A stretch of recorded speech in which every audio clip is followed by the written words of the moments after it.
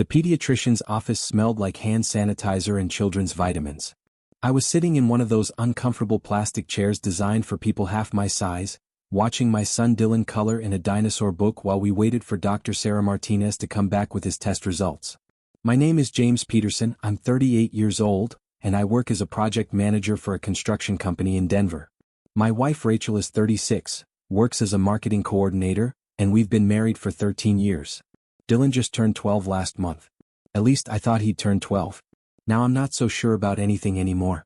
It was supposed to be a routine appointment. Dylan had been complaining about feeling tired all the time, getting headaches, not wanting to eat.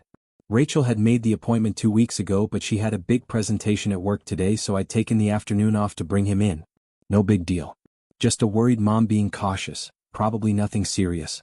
Kids get run down, especially during school year. That's what I told myself on the drive over. Dr. Martinez had examined Dylan, asked him questions about school and sports and video games to keep him relaxed while she checked his vitals. Then she'd taken blood samples for some standard tests. Iron levels, vitamin D, the usual stuff they check when a kid seems low energy. She'd said the results would take about 45 minutes and we could wait or come back. Dylan wanted to stay because they had good toys in the waiting room, so we'd stayed. Now it had been almost an hour. I was starting to get that uncomfortable feeling you get when medical professionals are taking too long. The feeling that says something isn't quite right. I checked my phone. Rachel had texted asking how it was going. I'd replied that we were still waiting. She'd sent back a thumbs-up emoji and said she'd call during her lunch break. The door to the examination rooms opened and Dr. Martinez stepped out. She was in her late 40s, had been Dylan's pediatrician since he was born, always warm and professional. But right now her face looked carefully neutral in a way that made my stomach tighten. "Mr. Peterson," she said, her voice quiet. "Could I speak with you privately for a moment?" I looked at Dylan. He was completely absorbed in coloring a T-Rex, tongue sticking out in concentration the way he always did when he was focused. I stood up. "Is everything okay?" I asked, keeping my voice light so Dylan wouldn't worry. Dr. Martinez glanced at Dylan, then back at me. "Let's step into my office." My heart started beating faster. That tone, that look, those were the signs of bad news. I followed her down a short hallway into a small office lined with medical books and framed degrees. She closed the door carefully and gestured for me to sit. I remained standing. "What's wrong with him?" I asked. "Is it serious?" She sat down behind her desk and pulled up something on her computer screen. Then she turned to look at me directly. "Mr. Peterson, Dylan's blood work came back with some unexpected results. The iron and vitamin levels are fine. He's not anemic. But there's something else I need to discuss with you." "What kind of something else?" Dr. Martinez took a deep breath like she was preparing herself. "In the course of running the blood panel, we routinely check blood type. It's standard procedure. Dylan's blood type came back as AB negative." I waited for her to continue. I didn't understand what that meant or why it mattered. She could see my confusion. "Mr. Peterson, what's your blood type?" I thought for a moment. "O positive, I think. I donated blood in college and they told me." "Why does that matter?" "And your wife's blood type?" I had no idea. I'd never asked. "I don't know. Maybe A or B. I'm not sure." Dr. Martinez's expression became even more careful, more controlled. "Mr. Peterson, if you're O positive and your wife is type A or type B, it would be genetically impossible for you to have a child with AB negative blood." The words hit me but didn't quite land. I heard them but my brain couldn't process what she was saying. "What do you mean impossible?" She turned her computer screen slightly so I could see it. There was a chart showing blood type inheritance patterns. When one parent is type O, she explained gently, they can only pass on an O allele to their children. Type O is recessive. For a child to be type AB, they need to inherit an A allele from one parent and AB allele from the other parent. If you're type O, you don't have an A or B allele to pass on. I stared at the chart. The letters and arrows swam in front of my eyes. "Are you saying Dylan isn't my son?" Dr. Martinez's voice became even softer. "I'm saying that based on blood type genetics, if you are O positive and Dylan is AB negative, there's a biological impossibility. Either the blood type results are incorrect, which is extremely unlikely given our lab's accuracy, or there's a discrepancy that needs to be addressed." The room felt like it was tilting. I reached out and grabbed the edge of her desk to steady myself. "There has to be a mistake. Run the test again." "We can do that," she said. "But Mr. Peterson, I need to be clear with you. Our lab is highly reliable. The likelihood of an error is less than 1%. However, to be absolutely certain, I would recommend a paternity test. That would give you definitive answers." I couldn't breathe properly. 12 years. Dylan was 12 years old. I'd been there when he was born, cut the umbilical cord, held him when he was minutes old. I changed his diapers, taught him to ride a bike, helped with homework, coached his little league team. Every memory of the past 12 years was suddenly suspect, suddenly contaminated with this new horrible possibility. Does my wife know about this? I asked. Dr. Martinez shook her head. You're Dylan's father according to our records. Medical privacy laws require that I discuss this with you first. But Mr. Peterson, I strongly recommend you verify your own blood type before taking any further steps. It's possible, though unlikely, that your college blood typing was incorrect. I'll get tested today, I said. My voice sounded distant, like someone else was speaking. What do I tell Dylan? Tell him everything looks fine and we're running a few follow-up tests to be thorough. Don't alarm him. Children pick up on parental stress very easily. I nodded numbly and walked back to the waiting room. Dylan looked up with that beautiful smile that made my heart ache. All done, Dad? Almost, buddy, I managed to say. Dr. Martinez wants to run one more quick test on me just to be safe. Nothing to worry about. 15 minutes later, I was sitting in an urgent care clinic 3 blocks away getting my own blood drawn. The nurse was cheerful and efficient. We'll have results in about 2 hours, she said. You can wait or we can call you. I'll wait, I said. I couldn't go home. I couldn't face Rachel yet. I couldn't look at Dylan without seeing this question mark hanging over everything. So I sat in that urgent care waiting room for 2 hours scrolling through photos on my phone. Dylan as a baby. Dylan's first birthday. Dylan starting kindergarten. Dylan hitting his first home run. Dylan and me at Disneyland last summer, both of us grinning with Mickey Mouse ears on our heads. Mr. Peterson? The nurse called my name. I stood up and followed her back. She handed me a printed results sheet. You're O positive, she confirmed. Just like you thought. I stared at the paper. O positive. Which meant Dr. Martinez was right. Which meant the genetic impossibility was real. Which meant my son wasn't my son. I drove home in a daze. It was 5:30 when I pulled into our driveway. Rachel's car was already there. I could see lights on in the kitchen through the window. Normal. Everything looked completely normal. Our 2-story house in a good neighborhood with good schools. The basketball hoop I'd installed over the garage.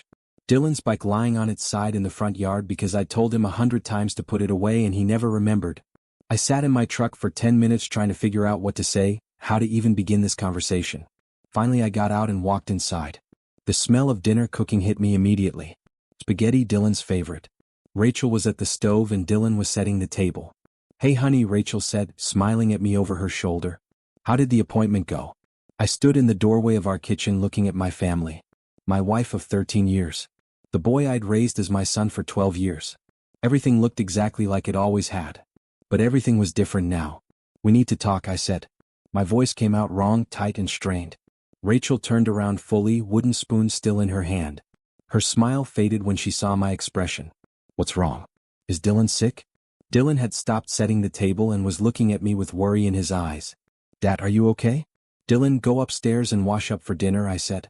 But I just washed my hands, he protested. Go wash them again, I said more sharply than I intended. He flinched and I felt terrible, but I couldn't deal with that right now. He left the kitchen and I heard his footsteps on the stairs. Rachel set down the spoon. James, you're scaring me. What happened at the doctor? I pulled the blood test results from my pocket. Both of them. Dylan's from Dr. Martinez's office and mine from the urgent care clinic. I set them on the kitchen counter side by side. Dylan's blood type is AB negative, I said. Rachel looked at the papers, confused. Okay, so what does that mean? It means it's genetically impossible for him to be my biological son. The color drained from Rachel's face in an instant. She went from healthy pink to paper white in the span of a heartbeat. What are you talking about? I explained what Dr. Martinez had told me. The inheritance patterns. The genetic impossibility. My O positive blood type. Rachel's hand went to her mouth. Oh my God. Oh my God, James. Her voice was shaking. There has to be a mistake. The tests are wrong. I got myself tested this afternoon, I said, tapping my results sheet. O positive. Confirmed. Which means unless you're AB positive or AB negative, which seems unlikely since Dylan is the only AB in this scenario, the math doesn't work, Rachel. Our son has blood from 2 parents with A and B alleles. I can't provide either one. Rachel's legs seemed to give out. She grabbed the kitchen counter to hold herself up. I don't understand. This doesn't make sense. Her voice had gone high and thin, panicky. Then tell me your blood type, I said. Tell me right now what your blood type is. I don't know, she said. I've never needed to know. I've never donated blood, or her voice trailed off. The silence stretched between us. Upstairs I could hear water running. Dylan washing his hands like I'd told him to. Being a good kid. Being obedient. That's all, I said quietly. That's all you have to say? Rachel's eyes filled with tears. James, I swear to you, I have no idea what this means. Dylan is your son. You're his father. You've been there for everything. You have to believe me. I want to believe you, I said. But science doesn't lie, Rachel. Blood types don't lie. So either there's been some massive medical error affecting multiple independent labs, or you need to tell me something you've been hiding for 12 years. She was crying now, real sobs shaking her shoulders. I never cheated on you. I never. She couldn't finish the sentence. The water upstairs shut off. We had maybe 30 seconds before Dylan came back downstairs. I need you to get a blood test tomorrow, I said, keeping my voice low and controlled. We need to know your blood type. And then, I paused, trying to keep my voice steady, then we need to do a paternity test. Rachel's face crumpled. James, please. Don't do this. Don't tear our family apart over some lab result. Some lab result? I felt anger rising in my chest for the first time, hot and sharp. Rachel, this isn't a billing error or a miscommunication. This is genetic science. This is biology. If these tests are right, it means I've been raising another man's child for 12 years and you've been lying to me the entire time. I never lied, she insisted. I never. Dylan's footsteps were on the stairs. We both stopped talking instantly, putting on fake calm faces like actors in a play. Dylan came into the kitchen and looked between us, sensing the tension even though we were trying to hide it. Is dinner ready? He asked, his voice small and uncertain. Almost, buddy, Rachel said, her voice artificially bright despite the tears still wet on her cheeks. Why don't you go watch TV for a few minutes while I finish up? Dylan looked at me like he was seeking permission or maybe reassurance. I managed a nod and he left quickly, probably relieved to escape whatever was happening between his parents. The moment he was gone, Rachel turned back to me. I'll get tested tomorrow, she whispered. I'll do the paternity test. I'll do whatever you want. But please, please don't stop loving him because of this. He's still Dylan. He's still our son no matter what some blood test says. He's your son, I corrected her. The words came out cold and hard. If these results are accurate, he's your son and someone else's. Not mine. Rachel's hand shot out and grabbed my arm. You don't mean that. You've been his father for 12 years. You love him. And she was right, I did love him. That was the worst part. Standing in that kitchen with my whole world falling apart, I still loved that kid upstairs watching TV and waiting for dinner. I still wanted to protect him and make him happy and help him with his math homework. But I also felt betrayed in a way I'd never experienced before. Betrayed by my wife, betrayed by my own memories, betrayed by 12 years of what I thought was my life. I'm sleeping in the guest room tonight, I said, pulling my arm away from her grasp. Tomorrow you get tested. Then we set up the paternity test. Until I know the truth, I can't. I stopped. I couldn't even finish the sentence because I didn't know what came after. I couldn't what? Stay married? Keep being a father? Pretend everything was normal? That night I lay in the guest room bed staring at the ceiling. I could hear Rachel crying in our bedroom down the hall. I could hear Dylan's TV through the wall, some cartoon he'd watched 100 times. Everything sounded normal. But nothing would ever be normal again. Around midnight my phone buzzed. A text from Rachel. I'm so sorry. I don't know how this happened, but I swear I never betrayed you. Please believe me. I didn't respond. I couldn't. Because either she was lying or the universe had played some cruel cosmic joke. And I didn't know which possibility was worse. The next morning Rachel took a personal day from work. I called in sick. We dropped Dylan at school like everything was fine, both of us wearing masks of normalcy for his benefit. Then we drove in separate cars to a medical lab that did blood typing and paternity testing. The technician was a young woman who probably did this 100 times a week, routine and unremarkable to her. She drew Rachel's blood first. What are we testing for? She asked cheerfully. Blood type, Rachel said quietly. The technician labeled the vial and set it aside. We can have results this afternoon if you pay for the rush processing. We'll pay, I said. Then the paternity test. The technician pulled out a different kit. This requires samples from the alleged father and the child. Can you bring the child in? He's at school, Rachel said. Can we do it this afternoon? We made an appointment for 3 p.m. right when school let out. In the meantime we had 6 hours to kill waiting for Rachel's blood type results. We sat in a coffee shop 2 blocks from the lab, not talking, not looking at each other, just existing in this horrible limbo. My phone buzzed with work emails. Rachel's phone kept lighting up with texts from her office. Normal life continued around us while ours fell apart. At 2 p.m. the lab called. Mrs. Peterson's blood type results are ready. We drove back in silence. The technician handed Rachel an envelope. She opened it with shaking hands and pulled out the results sheet. Type A positive, she read out loud. Then she looked at me with desperate hope in her eyes. See, I'm type A. That means she trailed off.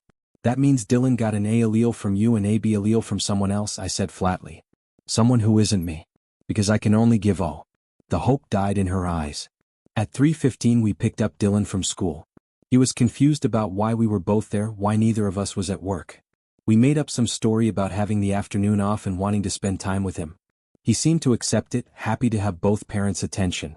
At the lab, the technician explained to Dylan that they were doing a special test, just a quick cheek swab, nothing that would hurt. Dylan sat in the chair and opened his mouth obediently. She swabbed the inside of his cheek, then sealed the sample. Then she took my sample the same way. The whole process took 5 minutes. Results will take 3 to 5 business days, she said. We can call you or you can access them through our online portal. I'll access them online, I said. I didn't want some stranger calling my house with this information. Didn't want any chance of Dylan overhearing. Those 3 days were the longest of my life. I went to work and pretended to focus on spreadsheets and construction schedules. Rachel went to her office and pretended to care about marketing campaigns. At night we both came home and pretended to be normal parents, making dinner and helping with homework and watching TV. Dylan had no idea anything was wrong. Or if he did, he was too scared to ask. On the third night Rachel tried to talk to me after Dylan went to bed. James, no matter what the test says, we need to figure out how to handle this together. We need to think about Dylan. I don't want to think about Dylan, I said. The words came out harsh and I saw her flinch. That's not what I mean. I can't look at him right now without wondering. Without calculating. Wondering what? Wondering whose face I'm seeing. Wondering if there are mannerisms or expressions that I always thought came from me but actually came from, I couldn't say it. From whoever else. From the real father. Rachel started crying again. She'd been crying a lot over the past 3 days. You are his real father. Biology doesn't erase 12 years. Maybe not, I said. But it changes them. It recontextualizes every memory. Every milestone. Every moment I thought I was watching my son grow up. What was I actually watching, Rachel? I was watching you raise another man's child while lying to me every single day. I never lied, she protested weakly. You let me believe he was mine. That's a lie of omission. She didn't have an answer for that. On the morning of the 4th day I checked the lab portal the moment I woke up. 5:47 a.m., sitting in the guest room bed with my laptop. The results were there. I clicked on the PDF file and waited for it to load. Probability of paternity, 0%. The alleged father is excluded as the biological father of the tested child. I read it 3 times. Then I read the detailed explanation. Then I read it again. 0%. Excluded. Not the biological father. 12 years of my life based on a fundamental lie. I heard Rachel's footsteps in the hallway. She knocked softly on the guest room door. James? Did the results come in? I opened the door and handed her the laptop. She read the screen and her face went completely blank. No expression at all, just empty shock. Oh God, she whispered. Oh God, James, I don't understand. How is this possible? Who's the father, Rachel? My voice was cold, controlled. Who did you sleep with 13 years ago? Nobody, she said, but her voice had no conviction. I didn't cheat on you. I swear I didn't. Then how do you explain this? I demanded. We've been together for 15 years. We got married 13 years ago. Dylan was born 12 years ago. So unless this was an immaculate conception, you slept with someone else either right before we got married or right after. Rachel's legs gave out again. She slid down the wall and sat on the floor of the hallway, laptop still in her hands, staring at that 0% probability. I would remember, she said. I would remember if I'd been with someone else. I couldn't have just forgotten something like that. Then tell me what happened 13 years ago, I said. Walk me through it. What was going on in our lives? She looked up at me with tears streaming down her face. We were planning the wedding. I was stressed about work. You were traveling a lot for that big project in Phoenix. You were gone for weeks at a time. I was home alone. I stopped. You were home alone, I repeated. And what happened while I was gone? Nothing, she insisted. I went to work. I came home. I talked to you on the phone every night. I was planning our wedding, James. I wasn't out meeting other men. Did you go out with friends? Did you go to bars? I pressed. Rachel wiped her eyes. Maybe a few times. Sarah from work invited me out a couple times. She was trying to cheer me up because I missed you. She said I needed to have fun before the wedding. Sarah. I remembered her vaguely. Rachel had worked with her at her old job, before she switched to her current company. They'd been close for a while then drifted apart. Where did you go? Just local places. That bar near my old apartment. Mackenzie's, I think it was called. Did you drink? Of course I drank, Rachel snapped. I was 23 years old and stressed about wedding planning and missing my fiancé. I had a few drinks with a friend. That doesn't mean I cheated on you. But something happened, I said. Something happened that you either don't remember or won't admit. Because Dylan exists, Rachel. He exists and he's not my son. So somewhere, somehow, you got pregnant by another man. Rachel put her face in her hands and sobbed. I stood there watching her fall apart and felt nothing. The anger had burned out. The hurt had gone numb. I was just empty now. I'm moving out, I said. Today. I'll stay with my brother until I figure out what comes next. What about Dylan? Rachel asked through her tears. What do I tell him? Tell him whatever you want, I said. Tell him I'm traveling for work. Tell him we need some space. I don't care. But I can't be in this house right now pretending to be someone's father when I'm not.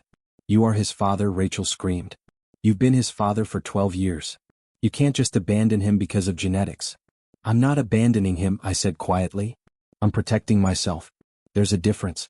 I packed a bag while Rachel sat in the hallway crying. Clothes, toiletries, laptop, the essentials. I could hear Dylan getting ready for school in his room, oblivious to the fact that his entire world was about to change. I thought about saying goodbye to him. I thought about trying to explain something unexplainable. Instead I left while he was in the bathroom brushing his teeth. My brother Mark lived in a condo downtown. He was divorced, no kids, worked in finance. When I showed up at his door at 7:30 in the morning with a suitcase, he took one look at my face and let me in without questions. I told him everything. The blood test, the paternity test, the 0% probability. Mark listened without interrupting, and when I finished he said, "What are you going to do?" I don't know, I admitted. Part of me wants to file for divorce immediately. Get away from Rachel, from all of this. But Dylan, I stopped. Even saying his name hurt. Mark poured coffee. He's still the same kid he was last week. That hasn't changed. Everything's changed, I corrected him. I'm not his biological father. I've been lied to for 12 years. How do I come back from that? Do you want to come back from it? Mark asked. Or do you want to burn it all down? I thought about that question for a long time. Did I want to salvage this? Could I, even if I wanted to?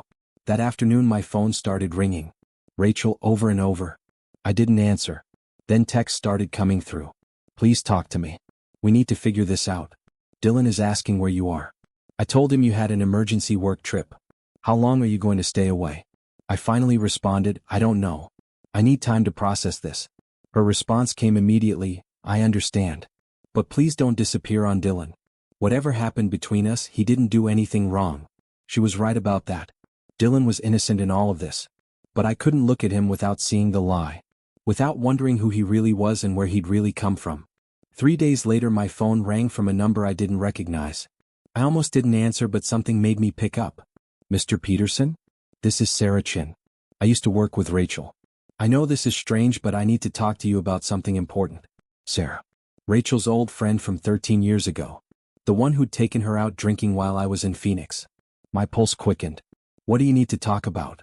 I saw Rachel at the grocery store yesterday, Sarah said. She looked terrible, and when I asked if she was okay she started crying. She told me what happened with the paternity test. Mr. Peterson, I think I might know what happened that night. What night? I asked carefully. There was a pause. About 13 years ago, maybe a few months before your wedding. Rachel and I went out to Mackenzie's bar. She was stressed about the wedding planning and missing you. We had quite a few drinks. Go on, I said. Sarah's voice became hesitant, guilty. There was a guy there. He was friendly, bought us around. Rachel was pretty drunk and he was paying attention to her. I got worried because she kept accepting drinks from him. I tried to get her to leave, but she said she was fine, said she could handle herself. So I left. I shouldn't have left her there, but I had work early the next morning and she trailed off. What happened after you left? I demanded. I don't know for sure, Sarah said. But the next time I saw Rachel, maybe a week later, she seemed off. Different. When I asked about that night, she said she didn't remember much of it. Said she'd woken up in her apartment with a terrible hangover and some bruises, but no memory of how she got home. I thought maybe she'd fallen or something. I never thought. The implication hung in the air between us. Are you saying someone assaulted her? I asked. I'm saying I left my drunk friend alone with a stranger who kept buying her drinks, Sarah said, her voice breaking. And I felt guilty about it for 13 years, but I never knew if anything actually happened because Rachel never brought it up again, and then she met you and got married and everything seemed fine, so I convinced myself it was nothing. Did she report it? Did she go to the police? Not that I know of. Like I said, she claimed she didn't remember anything. Maybe she really didn't. Or maybe she blocked it out. But Mr. Peterson, if that's what happened, if someone, she couldn't finish. I felt sick. A different kind of sick than I'd been feeling for days. This wasn't anger at betrayal anymore. This was horror at a completely different possibility. Do you remember anything about this guy? His name, what he looked like? Sarah thought for a moment. He had dark hair, I think. Average height. He said he worked in sales or something. I'm sorry, it was 13 years ago and I'd been drinking too. I never got his name. After I hung up with Sarah, I sat there for a long time trying to process what she just told me.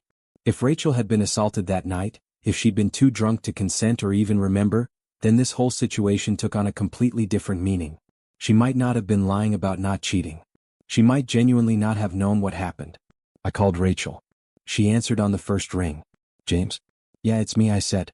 I need you to tell me the truth about something. Anything, she said. I'll tell you anything. 13 years ago, before we got married, you went out drinking with Sarah. Do you remember that night? There was a long pause. Not really. What? What did Sarah tell you? She told me you came home with bruises and no memory of the night. Rachel's breath caught. I fell. I think I fell. That's what I assumed happened. I was drunk and stupid and I fell. Rachel, I said gently. Is it possible something else happened? Is it possible someone hurt you that night? Another long pause, longer this time. I don't know, she finally whispered. I've tried to remember, but it's just blank. I remember being at the bar. I remember Sarah leaving. I remember talking to some guy. Then nothing until I woke up the next morning in my apartment feeling terrible. I had bruises on my arms and she stopped. You're what? I pushed. My thighs, she said quietly. And I felt sore. But I thought maybe I'd hooked up with someone consensually and just didn't remember because I was so drunk. I was ashamed. I didn't want to think about it, so I just pushed it away and never thought about it again. Until now. Rachel, if you were that drunk, you couldn't have consented to anything. You understand that, right? She started crying.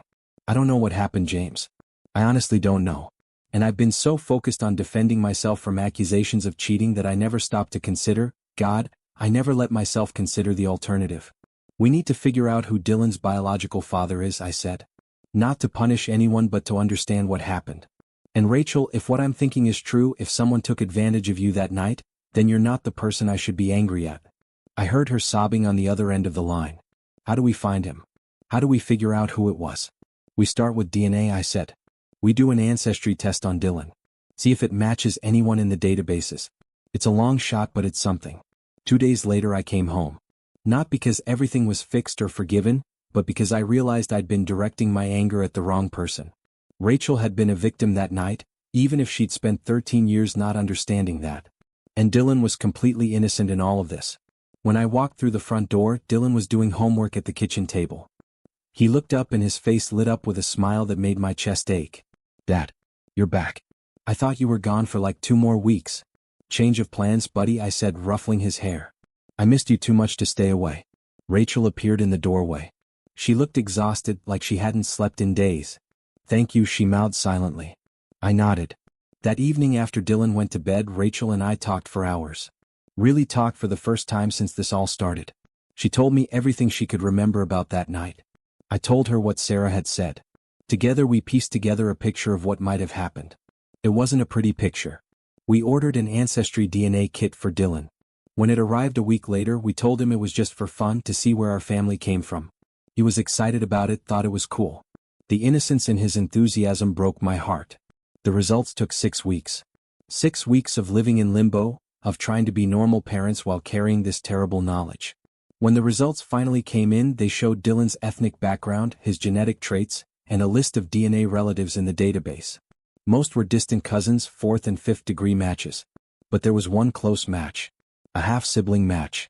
A girl named Emma Reeves, age 14, living in Colorado Springs. Rachel and I stared at the screen in shock. A half-sibling. Dylan had a half-sister he'd never known about. Which meant the same man who'd fathered Dylan had fathered this girl too. I clicked on Emma's profile. Her mother had set it up to find family medical history. There was a contact email. With Rachel's permission, I sent a message explaining that our son had matched as Emma's half-sibling and asking if her mother would be willing to discuss the circumstances. The response came 2 days later. From a woman named Jennifer Reeves. Her message was cautious but willing to talk. She said she'd been looking for Emma's biological father for years. She'd gotten pregnant at 22 after a night she couldn't fully remember. A night at a bar where a man had bought her drinks and she'd blacked out. She'd woken up in a hotel room with no memory of how she got there and a man she didn't recognize sleeping next to her. He'd been gone by the time she fully woke up. She'd never seen him again. Rachel read Jennifer's message with tears running down her face. It's the same story. The same exact story.